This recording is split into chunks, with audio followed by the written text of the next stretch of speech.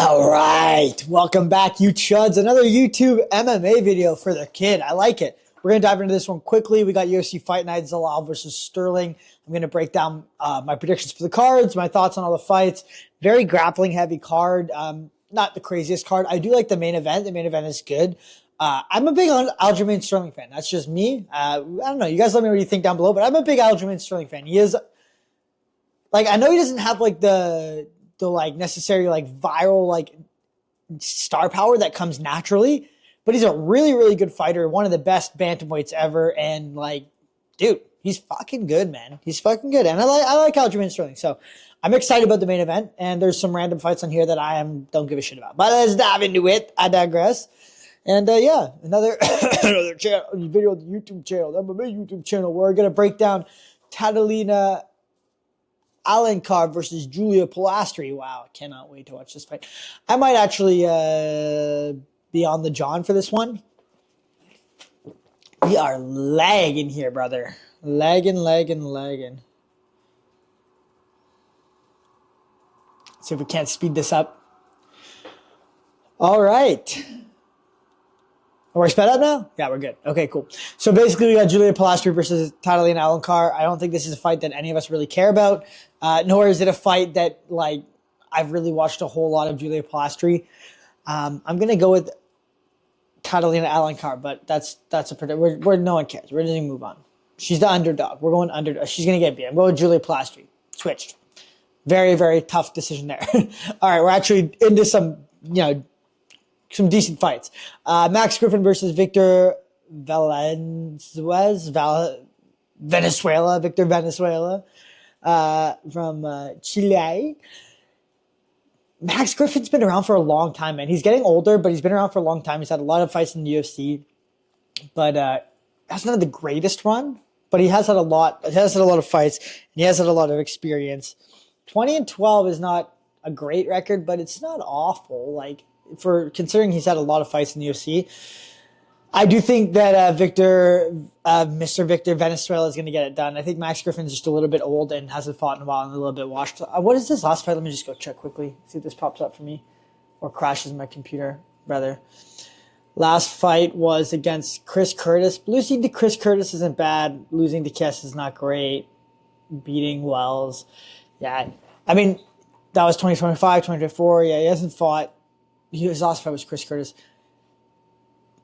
Obviously got worked by Morales. Beat Tim Means, but Tim Means is awful. Got beat by Magny. Yeah. I don't know, man. This is just not the fight that Max Griffin wins, in my opinion. I think Victor Valenzuela is gonna win this one. So we're with Victor, slight favorite. 2-0 in favorites. We got Francis Marshall versus Lucas Brenner. Brennan. Good fight. This is a good fight. I think Francis Marshall is underrated. He actually looks good in all of his fights, and he is quite good. I think he's going to be the better fighter than Lucas Brennan, in my opinion. Let's see what the odds are saying. Wow, by a lot. I just think Francis Marshall is going to be better everywhere. His record, I know he's lost or dropped a fight or two in the UFC. He's not been in the UFC for long, but it's been against good guys. He lost to Santos, but I thought that was a really close fight. I don't think Myron Santos is that good. He literally he just got slightly outpointed against Myron Santos, and fuck Myron Santos, to be honest. Bulgarian, minus his gambling epidemic, is pretty good. Gomez is pretty good, and he beat Rojo. Yeah, he hasn't had the best run in the UFC, but I think it's mostly just been his loss to William Gomez, close decision, right? His loss to he beat Bazookia, but his loss to Myron Santos, close decision. I think a lot of people thought that he might have won that one. And he just beat Silva. He's on a winning streak. He's really only lost to Bulgarian. Yeah. And the other ones were close decisions, but also Bulgarian. I mean, Bulgarian's not bad when he's not scamming people, but he's not the best. But yeah, he should beat Lucas Brenner. I think he's just a better overall fighter. Crazy's had that many fights in the UFC, and he's 9-3. That must have been meant he got in the UFC 7-0 or something like that. Not crazy records, man. A lot of these guys are getting in the UFC with 5 wins. I've seen people in the UFC lately with 5 or 6 wins, 7 wins. And then we got people in the regional scene that are like 18 and 6 or something, and they're not in the UFC, and it's like this guy that's like 6-0, but like hasn't really. Anyways, I think Francis Marshall is better everywhere than Lucas Brennan, so I think he should win this fight. I think it's a pretty obvious one. Fucking Cody Blockhead Durden, bro. I really never once thought Cody Durden was good. He looks like the kid that sits in the back of the class that you just don't want to avoid. You don't want to talk to because you don't get barked at or some shit. He lost to Tuman Dembrell, close decision, but Tuman Dembrell's half decent. He lost to Nascimento. He lost to Ochoa, but Ochoa's good. He's really been losing, man. He's on a 1, 2, 3, 4 fight losing streak. Beat Matt Chanel, but it's Matt Chanel, man. And then he's lost to Silva. He's lost to Bekov. He beat Hadley, but Hadley's awful. He beat Charles Johnson, which is Charles Johnson's stupid curse. Beat Mata. He's been in the UFC for so long. Beat Baez. Lost to Makayev, obviously. Beat Arichi Lang, who's not a bad win. Man, he's really just lost, like, he loses to good guys. He loses to mid of the pack. He's like, I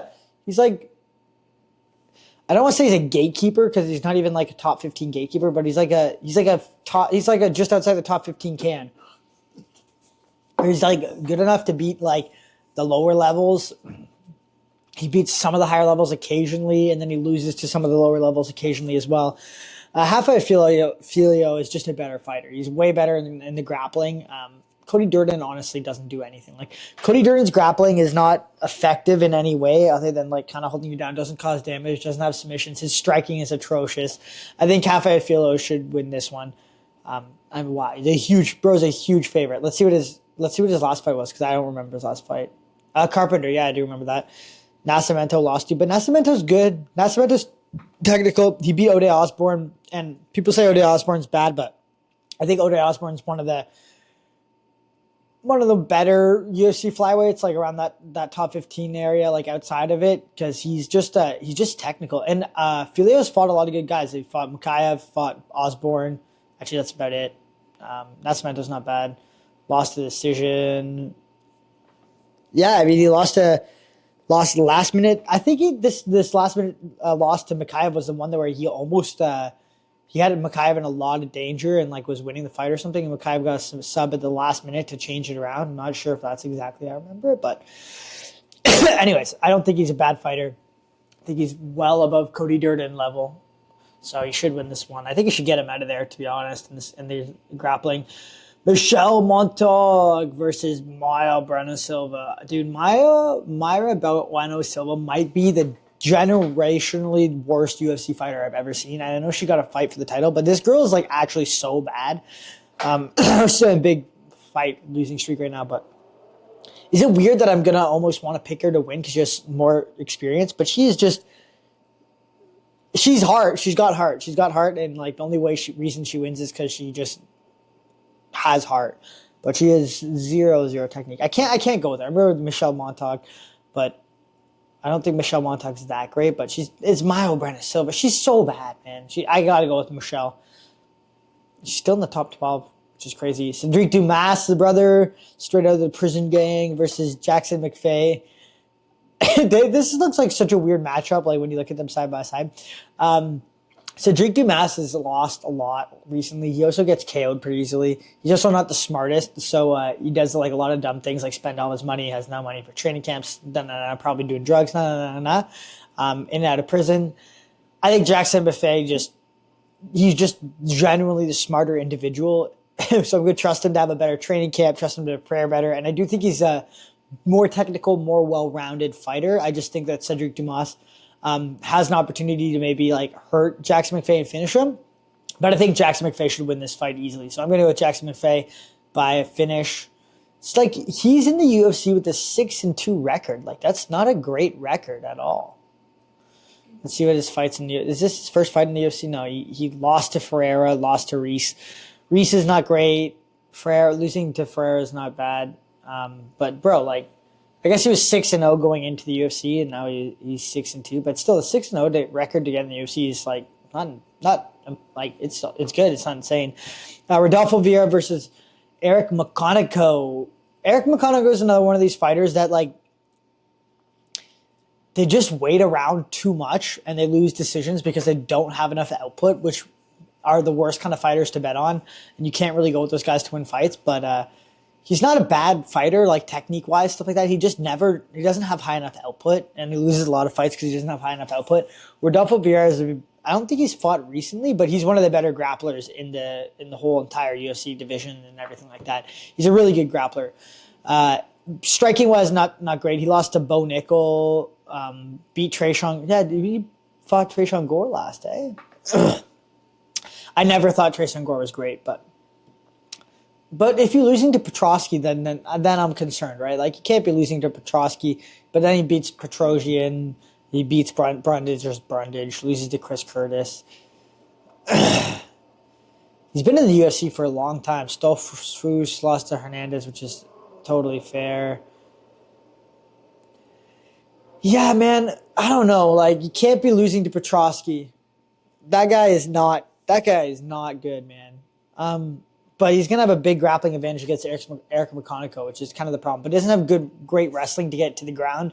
And in the striking, Eric McConnico is going to have a big advantage. I'm going to go with Eric McConnico to win this one, but I think it's going to be a tough fight for him. I think Rodolfo Vieira, I'm going with the underdog here, but I think Rodolfo Vieira's got a huge advantage in the grappling, and if he can get it down there, Eric McConnico doesn't necessarily have the best grappling to deal with him, so I think he'll probably end in a sub.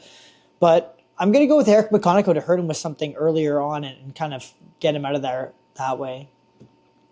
Marcus Buchecha versus Ryan Spann. Both these guys absolutely blow. Ryan Spann, dude, it's heavyweight, man. These guys don't have to be good or talented. I know Marcus Buchecha has this huge grappling background and experience and like all this pedigree, but if you've watched his first two fights in the UFC, he looked awful, like so bad. Like, his grappling didn't work whatsoever against any of these guys, not even remotely, and not against good grapplers, against very, very mid grapplers. He burnt out, like, he got tired and burnt out immediately, so that didn't go for his way either. He gassed out so quick, and his striking is not good. On the other hand, we got Ryan Spann, who has some natural athleticism, but generally has zero fighting IQ and decides to always do the wrong thing in the wrong moment. But he does have power in his hands. And I think Marcus Buchecha's grappling sucks for UFC stuff. I really haven't seen him do. I know Ryan Spann's not a good grappler, but like, I haven't seen Marcus Buchecha do anything effective with takedowns or grappling, like in any of his fights, or really even get takedowns. So I think Ryan Spann's going to probably hurt him and finish him. That's going to be my thing. I just think that Marcus Buchecha, he's not going to be able to finish anybody. Well, he could finish Ryan Spann in the grappling, but he just hasn't proven it. And he's going to gas out. And when they're both going to gas out, but he's going to gas out. When he does gas out, Ryan Spann is going to be the guy landing the bigger shots, finishing the fight. So I'm going to go with him. Montel Jackson versus Ronnie Barcellos is a good fight. That's a very high level fight. For those people who haven't been following Montel Jackson, he's a very good fighter, good striker. He fought Figueiredo and lost. But like, if you losing to Figueiredo is not bad. Losing to Figueiredo is not bad. But the fight that he lost to Figueiredo was a close decision. But he's one of these fighters, again, who just doesn't have a high enough output, which is kind of a problem. But I do think he's a lot better in the striking, a lot cleaner than Ronnie Barcellos. But when you think about it, I mean, Ronnie Barcellos, he's got all this hype, and it's going to be, people are going to want to go with him because he got all this hype because he's beat like Peyton Talbot and stuff like that. He's actually, I think he lost his last fight maybe, or he's on a win streak, or he's lost his last fight. I don't remember. No, he won. He beat Simon, Cody Garbrandt, and Peyton Talbot. And then he beat Quinones, lost to Kyler Phillips in a decision, lost to Umar, but like, bro, he lost to Henry, but Henry's actually pretty good, Victor Henry. Well, I don't know if he's kind of had a resurgence later in his career, but he's beat a lot of really good guys. Magomedov, he's had a lot of fights in the UFC, man. Gutierrez, obviously, Holloway. Man, he's really only lost 1, 2, 3 fights, 4 fights in the UFC, and he's won like a shit ton, man. But anyways, he's on a 4-fight win streak against good talent: Quinones, Talbot, Garbrandt, Simone. Like that, Simone's a good fighter, man. And I think you could put Simone in there against somebody like Montel Jackson, and he could get the job done as well. I think I'm gonna have to go with Ronnie Barcellos to win, just because He's got the grappling he can mix in too. I think he's got just a lot more dog in him, I guess, if that makes sense. Like, he's got a lot of heart. He's going to push a higher pace, way higher output. So if it does go to a decision, I think that Ronnie Barcellos is just going to have a higher output with like cage work, attempted takedowns, more shots thrown and stuff like that. And unless he gets finished by Montel Jackson, I think he's going to win just via output, like doing more in the fight. I don't know if he can get Montel Jackson out of there, but I do think he's going to try to overwhelm him. He's going to have a higher pace. He's going to have a higher output. And he's dealt with good strikers before. Like, he's dealt with a lot of really, really good fighters. I think he has fought harder competition than Montel Jackson. So I'm going to go with Ronnie Barcellos to win this one. Tough fight for him, though. Tough fight for him, for sure. And then we got Adriano Luna Martinetti versus Davey Grant. This guy had the fight with Mark Vlogden on the Contender Series, and he did look good, but he didn't look Davey Grant good. Like, he didn't look like this is his first fight in the UFC. 17-1 is a really good record, but you're fighting Davey Grant. Crafty Davey Grant, man. It's Davey Grant. This dude is about as crafty as it gets. I honestly think Davey Grant's one of the better fighters in this division. Not the better fighter in this division, but he's a top 15. In my opinion, he's pretty much a top 15, like, riding that edge fighter. And he's had some really close fights against some really good guys recently. Like, his fight with Charles Jourdain, he lost. But Blackshear, Tavares, he's on a pretty... I guess he lost to Marcos. That was a close decision that he could have won. Outside of that, Yanez he lost to, close decision. Lost to Vieira. Davey Grant's a hard out for anybody, and for your first UFC fight, and the way Adriano Luna Martinetti looked in his fight against Mark Vlogden, I think Davey Grant would do bad things to Mark Vlogden, and I think the way that Martinetti fought against Vlogden, I think Davey Grant's going to be able to deal with that. And Davey Grant likes a scrap. Davey Grant likes a war, likes a dirty fight, and that's what Martinetti like kind of brings, and based off of his Contender Series fight. But Davey Grant's like more than okay with dealing with that, and Martinetti doesn't really have the like power to like flatline somebody like Davey Grant. So I think it's going to be a tough fight for Martinetti. I think Davey Grant's got this. Rafa Garcia versus Hernandez. I think this is an easy one. Hernandez has been looking really, really good lately. He's fought a lot of good competition. He's been on a winning streak. I think he just KO'd the guy in the last fight, but I think Alexander Hernandez is just better. Yeah, I beat Ferreira, beat Chase Hooper, beat Kurt Holloway, but it's freaking Kurt Holloway. Hubbard sucks, but he beat him. Lost to Damian Jackson. Yeah, that's crazy. He has lost to some bad competition as well, but he's looked really good as of late, so... He hasn't really fought like the highest level. I mean, he fought McConnico, but anyways, I digress. I think that Alexander Hernandez has been looking really good lately. He's fought the better competition than Rafa Garcia as of recently, and he's also just been on a winning streak and been flatlining people. So I'm going to go with Alexander Hernandez to win. I think this should be better. He's just kind of better everywhere. Norma Dumont versus Jocelyn Edwards. This is number 3 versus 11. Crazy. Norma Dumont is she's like one of the better females in this division.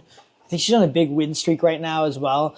Jocelyn Edwards is good, and she's been proving herself to be good. We're going on like a little bit of like a submission streak lately.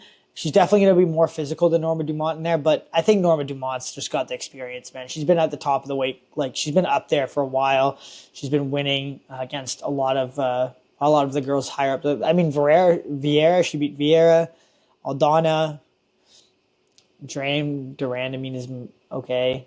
Yeah. She's on a fucking win streak, bro.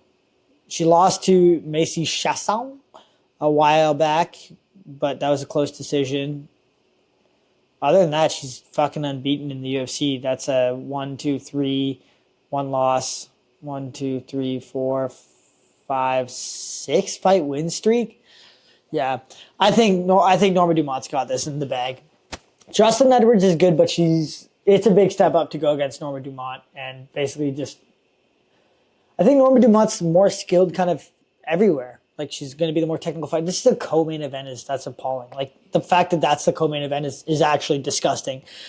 But whatever.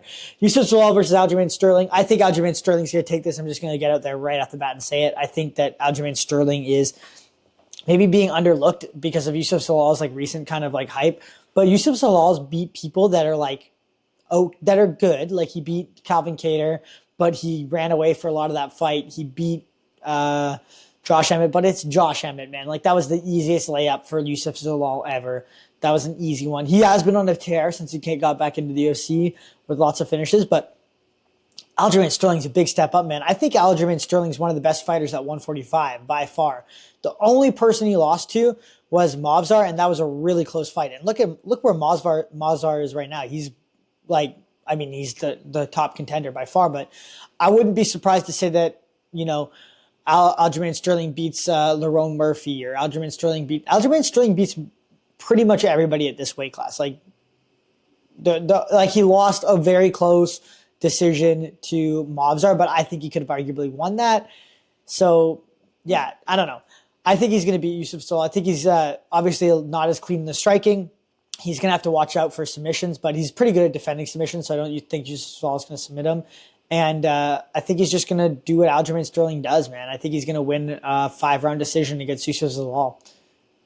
He's just fought so much higher caliber fighters, and he's fought so many better fighters, and he has so much championship experience, the highest level of fighting against Peter Yan, all those guys. He's 25-5. He's got an extra 7 fights against top level talent than Youssef Zalal. So I think Aljamain Sterling is going to get this one done. I hope you guys enjoyed this breakdown and predictions. If you haven't already, go and like the video, subscribe, and I'll see you guys on the other side. Deuces.